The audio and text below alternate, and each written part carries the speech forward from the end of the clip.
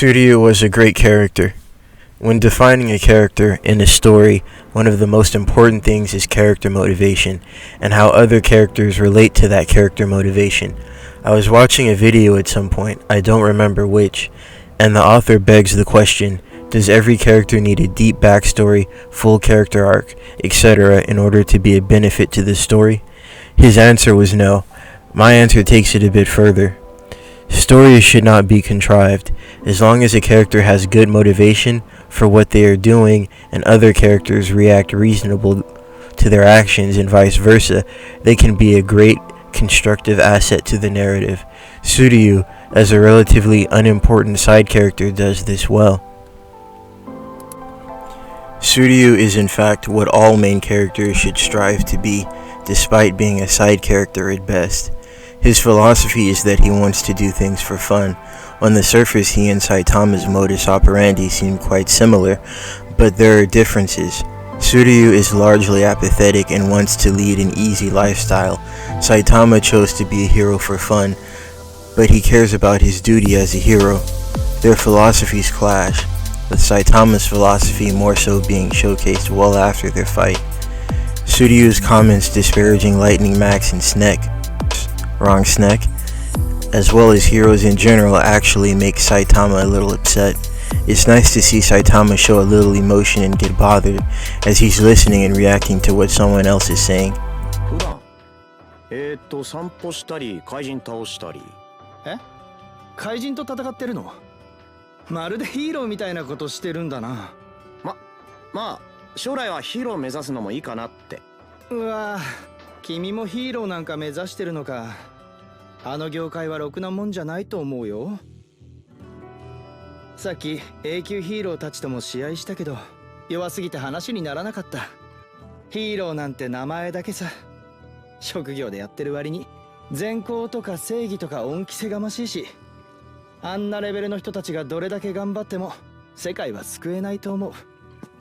立派な志、崇高な思想、高尚な倫理観、ヒーロー的な正義感。俺の求めている楽しい人生にはむしろ退屈の元になる不純物かな。君もせっかく強いんだから、そんなつまんないことにとらわれないで自由に楽しく生きたら。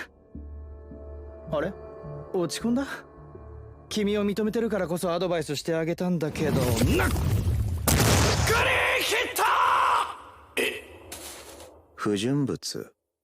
そんなもん関係ねえよ。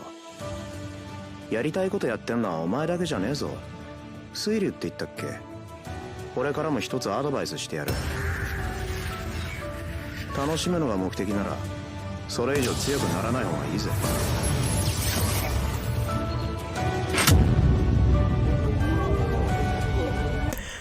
I actually find Suiryu's philosophy to be largely correct. Yes, it is true that in the grand scope of things, in their world and ours, regardless of whatever the so-called protectors of peace identify as, the strong will survive and the weak will be abridged. Anytime a crime takes place, these protectors of peace are almost never there. Most of the time, the individual has to rely on themselves in order to get out unscathed. This is also true for One Punch Man, except for the plot magic cavalry being sprinkled in every now and again. Although it's lesser than some anime out there. It is true what Suiryu said about Lightning Max and Snek, not that one, that at their level, they aren't incredibly relevant against many monster threats. But strength isn't what makes someone a hero, it's heart, the ability to face adversity for the sake of someone else. Suiryu also experienced this while attempting to protect that girl, even though it was also self-serving. I don't inherently have a problem with Suiryu's self-serving nature.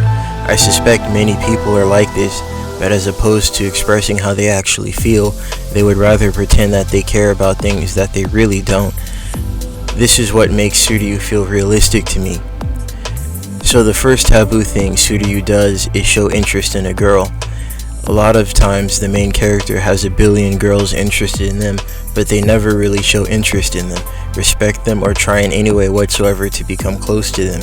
So when romance eventually does happen, it's a weird out of place moment. Sasuke and Sakura for one of the many examples. So anyway, Suiryu saying that the girl is cute shows his interest, and it validates his future character motivation. After the tournament, the monsters attack. Suiryu doesn't want to transform.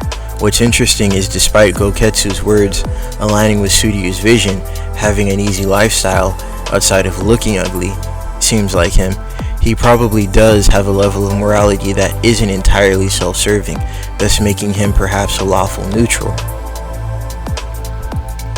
One of the recently transformed charges him saying that he's just a playboy. So all of a sudden you want to play hero? This is a nice statement. It's calling into question Suryu's character motivation. ねえ君、俺があいつら追っ払ったらさ、デートしてくれる？よし、決まり。決勝戦のストレスをここで発散しちゃうぞ。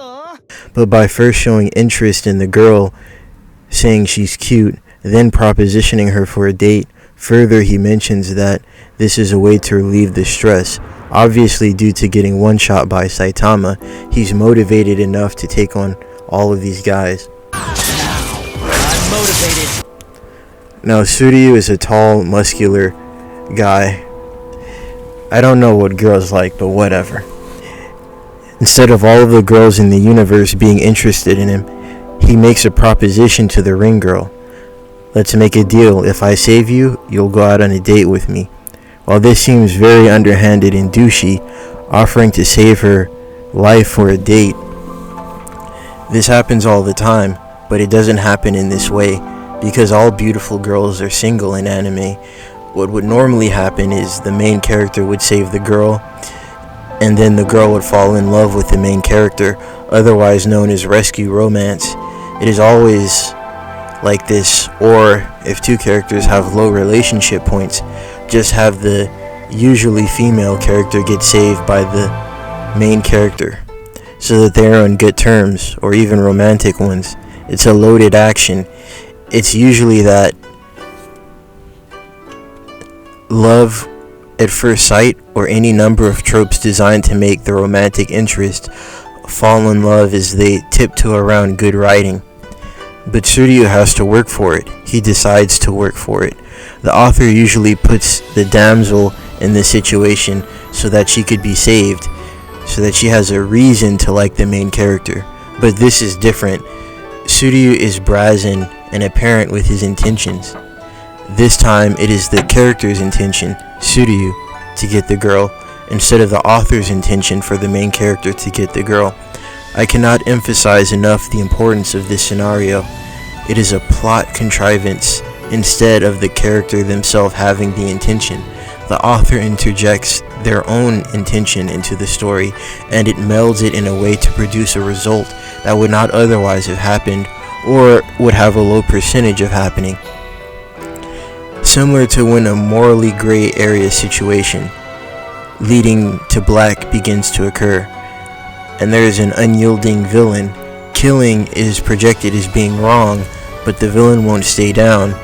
Rather than having the main character sully their clean hands, the villain will either kill themselves, or some type of contrivance will happen where the villain gets killed by the environment, or something to always paint the main character in a good light. The author wants the main character to have their cake and eat it too. This will be touched upon later. But finally, the subversion at the end is that Suiryu loses. He fails to save the girl, let alone himself, and he runs away. These three things are highly taboo and unacceptable for a main character, or the hero, or even side characters in many cases.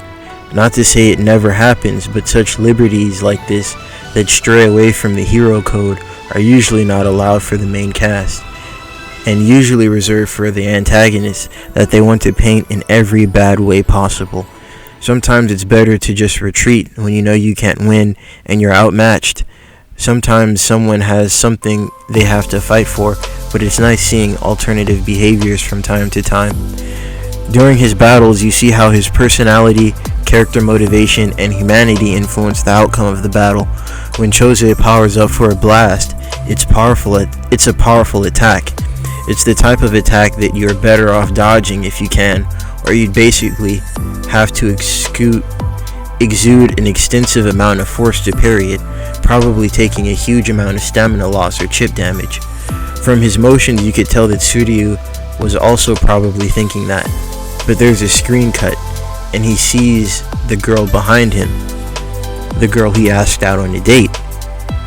You can really tell he's thinking, I have to take this attack. Even if I don't want to, or the girl that I like is going to get hurt.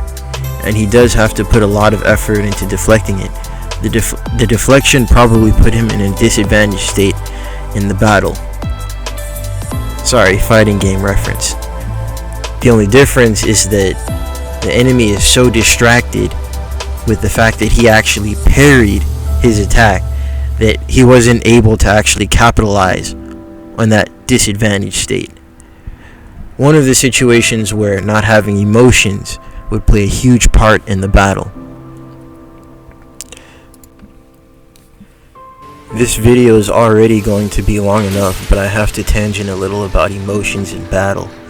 Ulquiorra is a character who is more or less stated to be weaker after gaining some emotions due to Orihime, but only a high-class swordsman such as Ichigo would be able to tell this. It's not really visible to the viewer. Watch.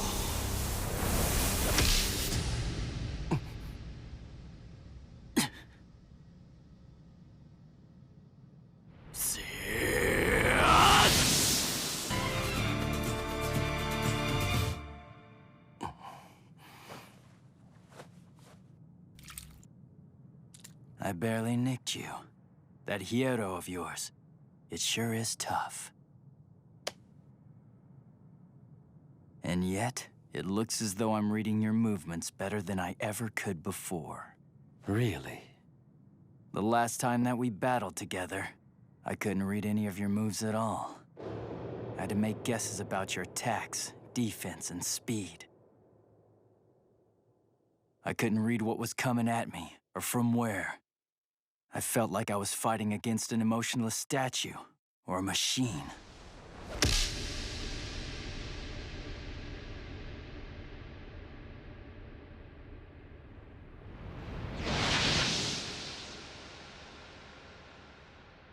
So why am I able to read your moves this time? Is it because I've become more hollow-like? Actually, I think it's because you've become more human. This very battle is a huge example of how emotions can get in the way of being an effective warrior.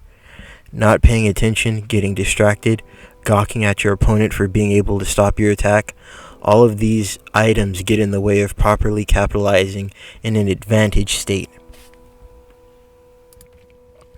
The second disadvantage state, temporary blindness, as he looks away from his enemy to check on the status of the others, especially the girl he propositioned to, as he's gripping the difficult situation he's in, would cost him his arm. The world doesn't stop to allow you to catch your breath. In summary, Suiryu's character motivations led to consequences in the battle.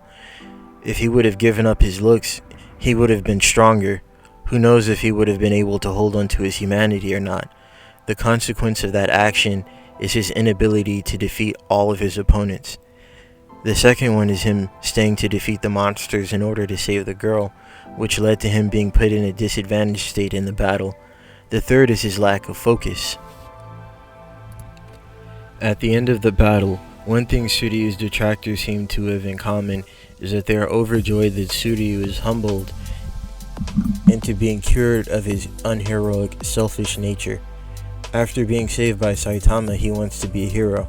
I understand how people are excited that this douchebag is humbled and now has the right philosophy about heroes in life. My problem in whatever you want to consider Suiryu, whether it be an anti-hero or otherwise, is that in many stories, people with the right philosophy are the only ones who are allowed to move along with the story and relevancy. This is instead of various philosophies being presented that have their ups and downs. There is always the right philosophy, and if you don't have it, you literally have to be beaten down into this hive mind mentality about justice. It reminds me of Naruto and Luffy how they tend to get others to join their cause by adopting their ideology. For example, Gaara or Piccolo. How he fades into irrelevancy as he loses his goals and ambitions to side with Goku. All of the main characters of the former Big Three function like Mr. Smith, taking other people and converting them. You. Yes, me.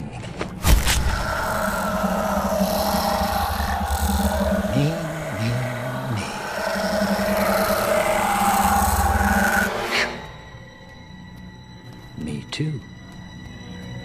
Suiryu's philosophy has ups and downs to it.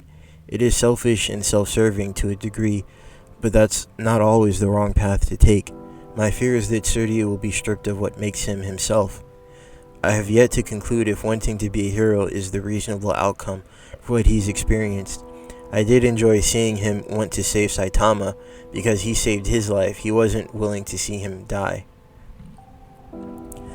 While these types of events can be life-changing, it seems that most people aren't so willing to do a complete 180 so easily.